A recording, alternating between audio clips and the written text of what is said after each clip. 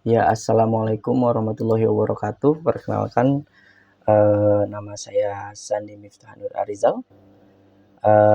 Saya seorang mahasiswa di jurusan PJJ Sistem Informasi S1 di Universitas Siber Asia. Kali ini saya berkesempatan untuk melakukan presentasi sebagai pemenuhan ya tugas UAS untuk mata kuliah Business Intelligence dengan dosen pengampu yaitu Bapak Dr. Ucuk Darussalam, STMT. Oke, pada kesempatan kali ini saya akan membacakan beberapa hal, yaitu salah satunya adalah petunjuk mengerjakan soal. Ada 6 poin yang perlu diperhatikan.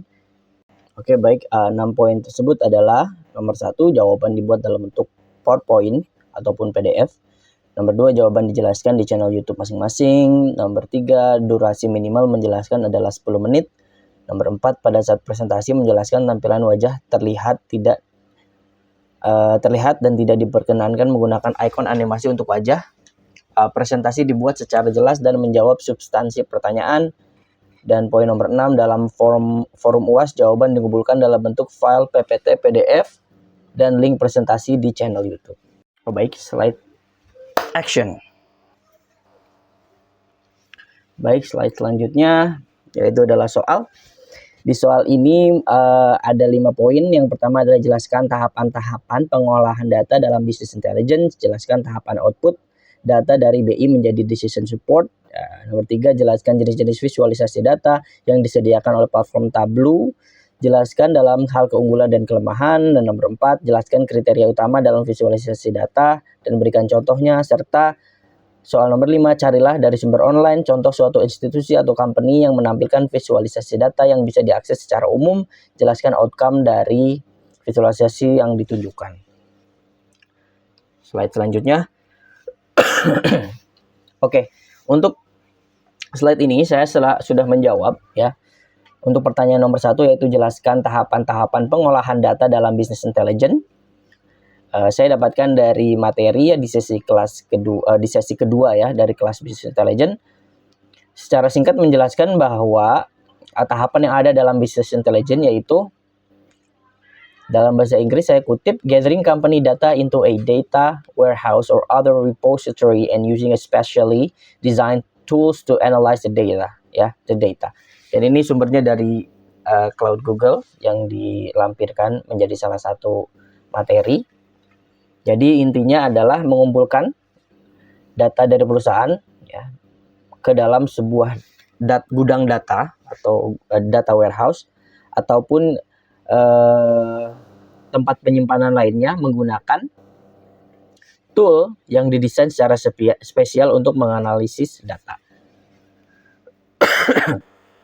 Ya, untuk lebih jelasnya juga dijelaskan di tahapan pengolahan data dari business intelligence terdiri dari 3 tahapan, yaitu adalah kita memiliki historical data yang kemudian menjadi predictive analytics dan juga menjadi coherent and consistent tools ya. Historical data menjelaskan untuk uncover opportunities in your own operations that drive efficiency in both revenue and cost. Dan juga predictive analytic maksudnya adalah to estimate how changes affect you. Dan coherent and consistent tools yaitu fungsinya untuk to inform and speed up your decision making process. Jadi historical data untuk membuka sebuah kemungkinan opportunity ya, kemungkinan kesempatan ya dari operasi ya ataupun dari proses yang kita miliki, yang mana dia akan berpengaruh dengan keefisienan ya, baik dari revenue ataupun cost ya, baik dari omset maupun biaya. Sedangkan predictive analytic di sini untuk mengestimasi, untuk memberikan perkiraan ya, bagaimana hal tersebut dapat mempengaruhi kita ya, mempengaruhi kamu. Dalam artian di sini adalah mungkin perusahaan ataupun institusi yang menggunakan business intelligence. Dan juga di poin coherent and consistent tools fungsinya untuk menginformasi dan juga mempercepat ya dalam sebuah institusi ataupun ya dalam sebuah perusahaan dalam memutuskan sebuah keputusan ya. Dan ini juga bersumber dari materi kelas BI di sesi ke-6 ya. Ya, slide selanjutnya adalah jelaskan tahapan output dari data BI menjadi decision support. Oke, di sesi ke-6 juga di dokumentasinya menyebutkan bahwa secara singkat output dari data sebuah BI yang dapat dijadikan acuan yang nantinya dapat digunakan untuk decision support antara lain adalah satu adalah understanding the data atau memahami data. Yang kedua adalah rearranging the data atau menyusun data. Dan nomor 3 analyzing the data, menganalisa data. Dan terakhir adalah representation of data. Jadi si data direpresentasikan ya, dalam bentuk visualisasi data ya tentunya. Oke, nah ini pertanyaan nomor 3. Jelaskan jenis-jenis visualisasi data yang disediakan oleh platform Tableau dan jelaskan juga dalam hal keunggulan dan kelemahan. Oke, jadi si software Tableau ataupun program Tableau adalah salah satu tools ya untuk mempermudah kita dalam membuat visualisasi data ya, dari data yang kita dapatkan ya, seperti sebelumnya kita mengumpulkan, terus kita menyusun ulang dan juga kita menganalisa, serta nanti di akhirnya kita akan menggunakan visualisasi data untuk merepresentasikan data tersebut ya. Antara lain seperti contohnya data-datanya adalah dalam bentuk grafik ya ataupun chart. Ya, misal di sini ada pie charts, ya, ada bar charts, ada line charts yang mana mereka cocok digunakan untuk mempresentasikan data tertentu. Ya, jadi tidak semuanya mungkin bisa pakai pie chart, bar chart, dan line chart. Ini bisa disesuaikan dengan data yang kita miliki. Selain itu juga ada beberapa jenis-jenis ya, jenis-jenis data, jenis-jenis visualisasi data dari Tableau seperti scatter plot, ya, ada juga histogram, ada bullet graph, ada patch bubble chart, ada box whisker, dan juga tree maps. Ini juga sama ya, menyesuaikan dengan data yang dimiliki. Dan semua ini diambil juga dari situs resmi tableau.com yang mana menjelaskan jenis-jenis visualisasi data yang umumnya mereka gunakan ya, tools-tools tersedia yang mereka gunakan. Oke. Ada juga keunggulan dan kelemahan dari Tableau ya. Salah satu keunggulan di sini ada di kotak hijau ya, beberapa poin, dan juga kelemahan ada di kotak merah. Untuk keunggulan yang satu adalah Tableau user friendly. Jadi ini juga intuitif ya, mudah digunakan untuk pengguna awam untuk dapat mereka merepresentasikan ya, merepresentasikan visualisasi data. Keunggulan kedua adanya versi yang gratis, yang mana berarti kita secara umum dapat menggunakannya tanpa harus berbayar di awal. Ya, dan juga fleksibilitasnya, fleksibel dapat digunakan untuk membuat bermacam-macam visualisasi data. Seperti yang disebutkan ya, kita bisa membuat berbagai macam chart ataupun visualisasi data lain. Namun di balik keunggulan tentunya ada kelemahan. Salah satunya ya, ada beberapa kelemahan yang di-highlight, itu fitur lanjutan hanya untuk versi berbayar. Jadi memang untuk mendapatkan akses penuh kita perlu mengeluarkan biaya lebih ya. Dan juga biaya tidak murah. Ini mungkin relatif ya, tergantung. Mungkin ya kita bisa ada alternatif lain yang mungkin menggunakan software yang open source ataupun mungkin aplikasi-aplikasi umum ya untuk menampilkan data ya, walaupun tentunya ada kekurangan dan kelebihan juga ya dari software alternatif tersebut. Yang ketiga, kinerja bisa menurun untuk dataset yang sangat besar. Ya, ini berarti karena jika kita punya data yang sangat besar, big data sangat besar, itu akan berpengaruh dalam pemrosesan dia ya. Pemrosesan si Tableau ini membuat visualisasi data.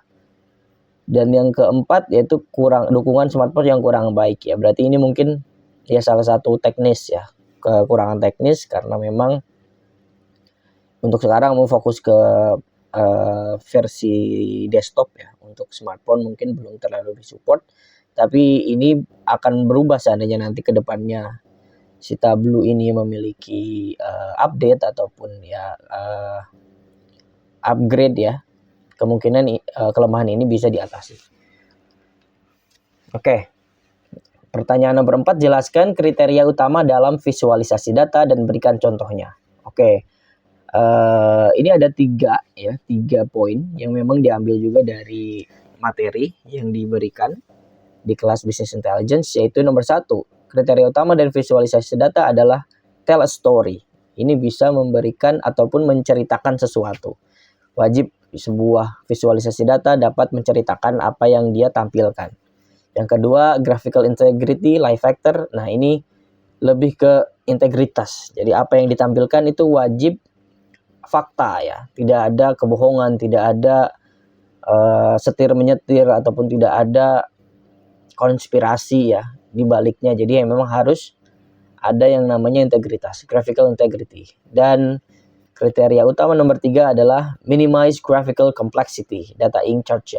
Jadi ditampilkan dengan minimalis, dalam artian tidak terlalu ruwet, tidak terlalu ribet, yang mana sebuah data jika terlalu kompleks, ya kita juga akan bingung untuk memahami ya apa yang dimaksud dengan data tersebut.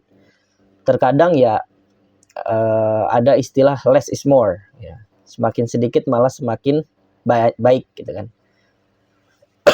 Oke, itulah pertanyaan nomor 4 dan jawabannya. Oke, selanjutnya di pertanyaan nomor 5. Oh maaf, ini contohnya dulu ya. Contohnya dari pertanyaan nomor 4 adalah, ya ini contoh dari visualisasi data ya, yang cukup baik bisa dilihat dikarenakan ya mencampur data dan juga desain ya. Desainnya juga cukup menarik. Yang satu ini dari indonesiabaik.id menjelaskan ya. Kita secara langsung juga bisa memahami visualisasi data ini, menjelaskan tentang jumlah penduduk Indonesia berdasarkan jenis kelamin. Dari tahun ke tahun ya, dimulai dari 2018 ke 2023, perbandingan antara laki-laki dan perempuan dalam juta orang. Di tahun 2018 ada 133 juta dan sekarang meningkat ya selama 5 tahun menjadi 140 juta orang. Ya, lebih banyak dari perempuan yang hanya 137 juta orang ya, hampir 138. Dan juga di sebelah kanan ini ada juga menjelaskan tentang rata-rata upah buruh pada Februari 2025. Ya. Di poin pertama menggunakan chart bullet graph ya. Dia bullet graph yang mana dia lapangan usaha dengan rata-rata upah tertinggi dan juga lapangan usaha dengan rata-rata upah terendah berdasarkan fieldnya ya, berdasarkan bidang ya, menggunakan bullet graph. Di bagian bawah juga menggunakan bar chart menjelaskan tentang menurut tingkat pendidikan ya, rata-rata gaji dari SD kurang lebih ya, dari SD sampai diploma 4 atau S1, S2, S3 ya, rata-ratanya berbeda. Di sini bisa menjelaskan bahwa jenjang pendidikan ataupun pengalaman ya bisa tentunya sangat mempengaruhi besaran gaji ya, besaran upah. Oke, selanjutnya di poin nomor 5, carilah dari sumber online contoh suatu institusi atau company yang menampilkan visualisasi data yang bisa diakses secara umum dan jelaskan outcome dari visualisasi yang ditunjukkan. Oke, ada sumber ya. Kita bisa melihat sumbernya di sini.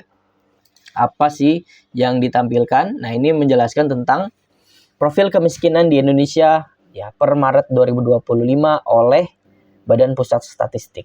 Ya, di sini juga menjelaskan jumlah dan persentase penduduk miskin Maret 2014 sampai Maret 2025. Ya, bisa dilihat menggunakan bar chart ya. Menggunakan bar chart juga, dan di sini menggunakan bar chart juga yang ditentukan oleh demografis ya.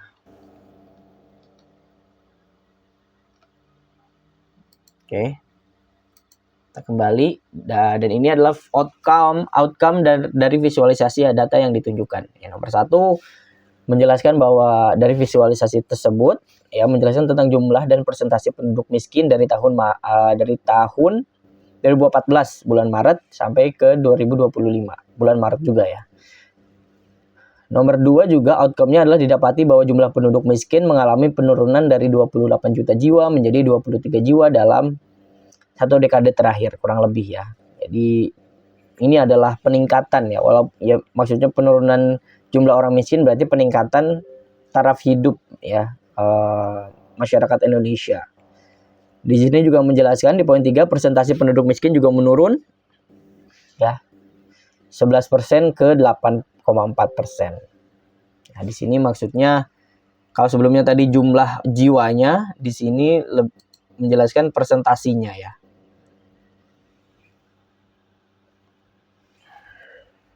Oke, dan juga poin 4 berdasarkan peta demografis juga menjelaskan bahwa Pulau Jawa menjadi penyumbang terbesar ya warga miskin yang memiliki 7,6 juta daerah perkotaan dan 4,9 juta di pedesaannya. Ini sangat jauh juga, cukup jauh ya.